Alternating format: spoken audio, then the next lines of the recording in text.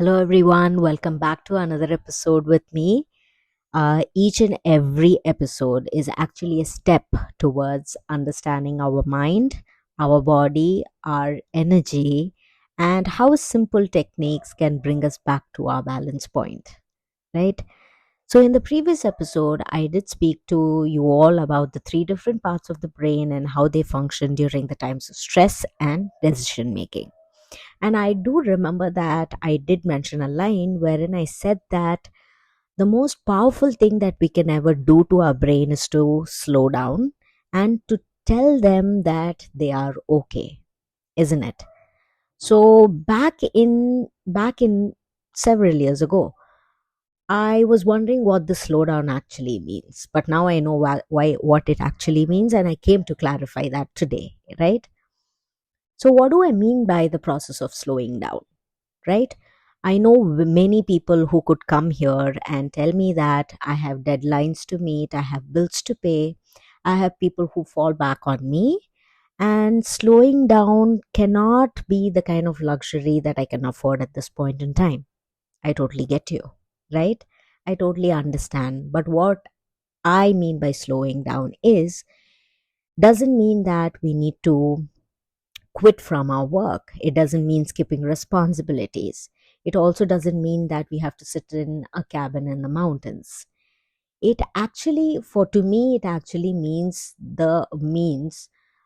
what it actually means is the kind of quality that we bring to the work that we are already doing, right?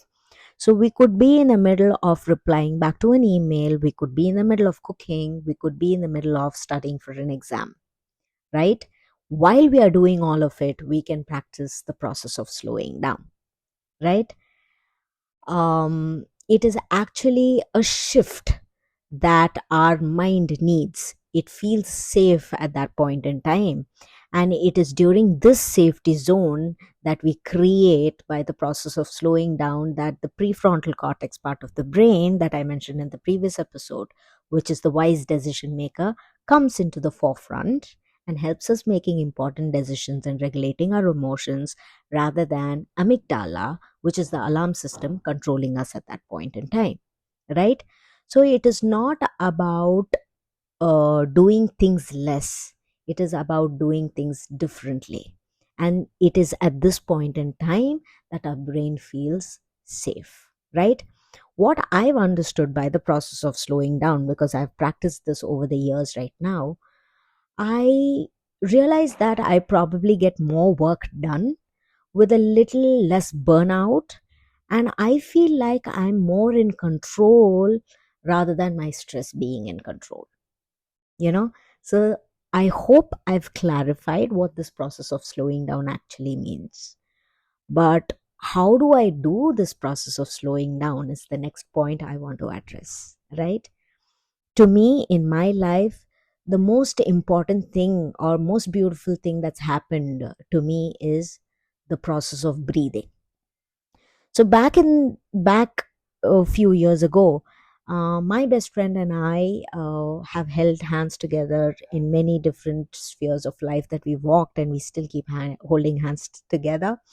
She's been a very important person in my life, and whenever such kind of stressful situations come up, uh, all she used to tell me was, Charu dear, you know what, let's breathe through this situation. It just started with that tiny little line, but I recognized how breathing was so transformative in my life, and I want to share those experiences with all of you. So, yeah, so whenever any stressful episode comes up in my life, I start to feel very uneasy, right? It could be sadness, it could be anger, it could be frustration, it could be self doubt, fear, name it. All of these uneasy feelings and emotions that we all go through, whenever something like that comes up, I immediately learned to slow down. And that process of slowing down was facilitated by the process of breathing, right? So, breathing actually helped me. In that situation, I'll tell you exactly, I'll just take you through what exactly I visualize when I breathe through stressful situations, right? When I breathe, I feel like, see, when we are in such a stressful situation, we know that our brain, wants to, protect us. We've learned that in the previous two episodes, right? And it holds on to the problem like as if it is one of the most urgent thing to do, right? So what do I do at that point in time is to breathe, right? When I consciously start breathing at that point in time, when I feel a little stressful and heavy, what happens is that I feel like I'm detached from the problem that I was in at that point, because I start concentrating on my breath work, right? When I start concentrating on my breath work, my focus on the problem or the uneasiness that I was feeling is completely not there anymore, because I am concentrating on my breathing, right?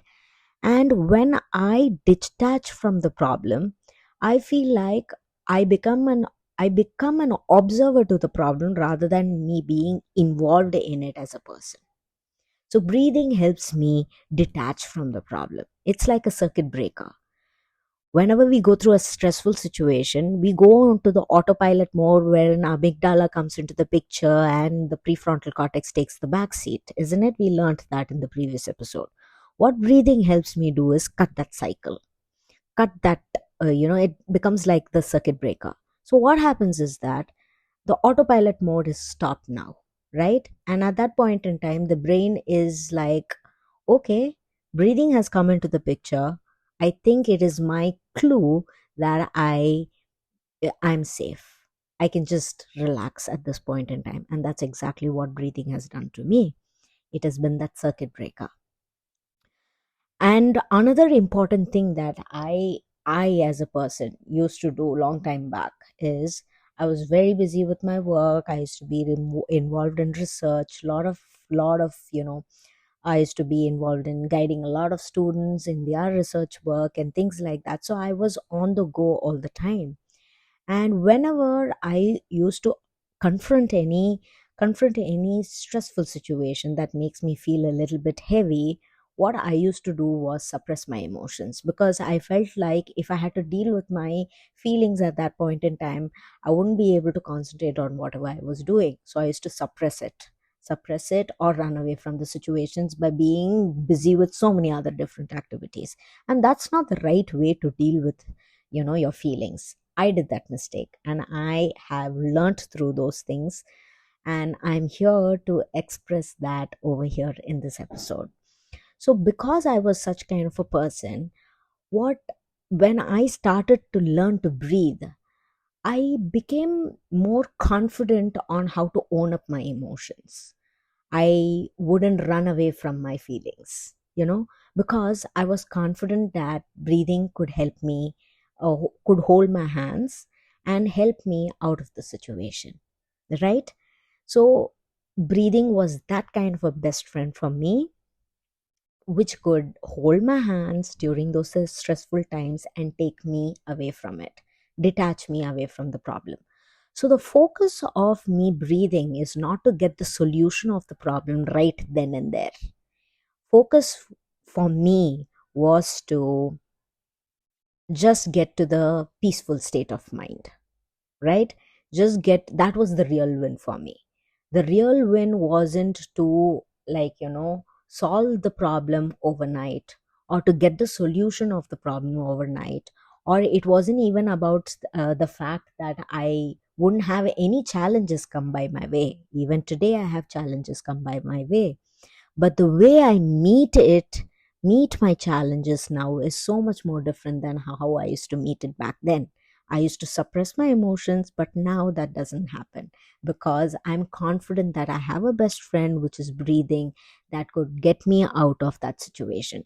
So the real win for me is that I am shifting from this rush mode, right?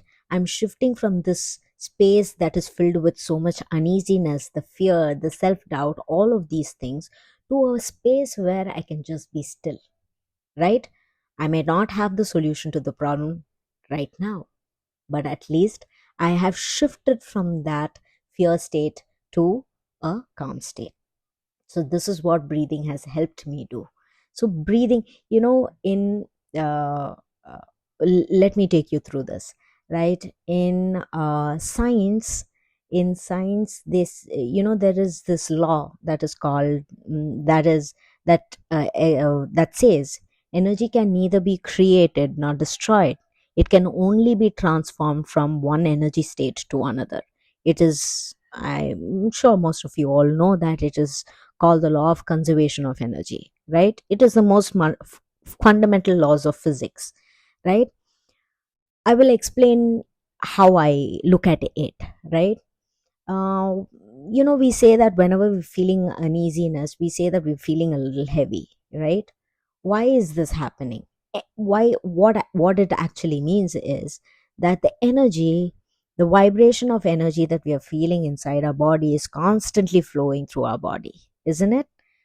It can be sadness, it can be um, any sort of uneasiness feeling, the fear, doubt, frustration, anger.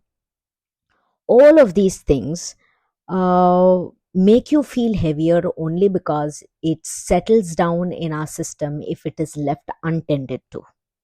And when it is not tended to in the right way, it settles in our body, making us feel heavy. That is why we say that we feel heavy. Right, it's like those sediments that can deposit um, in a glass. Right, it starts making us feel heavy.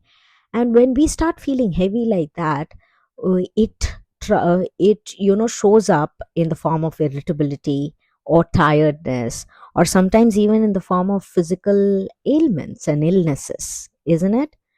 So what is exactly happening is exactly this. Start feeling it feels like as if it's sedimented inside our body when it is left untended to.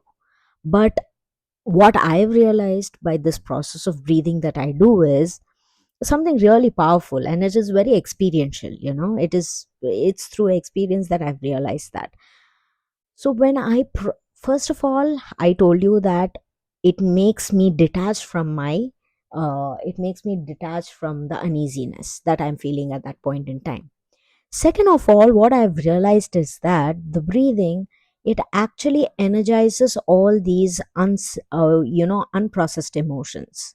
Right, it energizes it from deep within. It makes it move, and it shifts it slightly, and then it transforms it. Right, so this is why I mentioned the law of conservation of energy. Nothing can be created or destroyed. Whatever is there, it is settling inside us if we don't tend to it. Right, but it can be transformed, and that transformation can happen through the process of breathing. Right, so all these unsettled and untended emotions that have settled inside us slowly starts get energizing, and they get transformed. Right, and they move out of us, they get liberated from our body. And this process of liberation not only makes us feel light emotionally, but also very physically. Right, and this is exactly what it does. And how I picturize this process of breathing is like I've already told you, he's breathing becomes my best friend, like a person.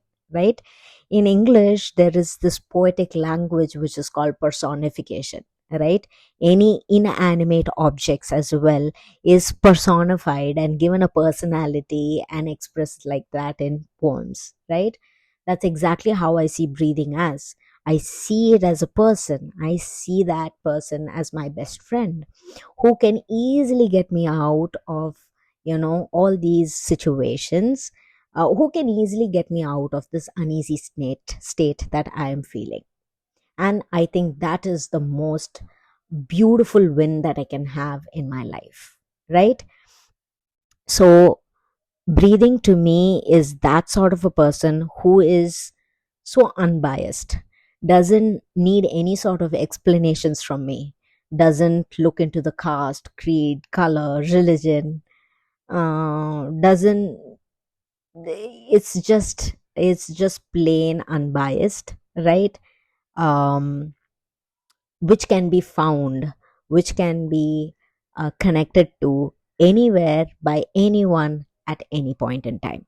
Right, it doesn't need to know what our past is, it doesn't need to know what we are going to do in the future, but all it wants us to do is just breathe, come back to the situation, and we have to remind our minds, right, or give us the permission to our body and minds that if we are in a stressful situation, all we have to just do is just breathe, because it is from this place that breathing leads to, which is which is stillness, right?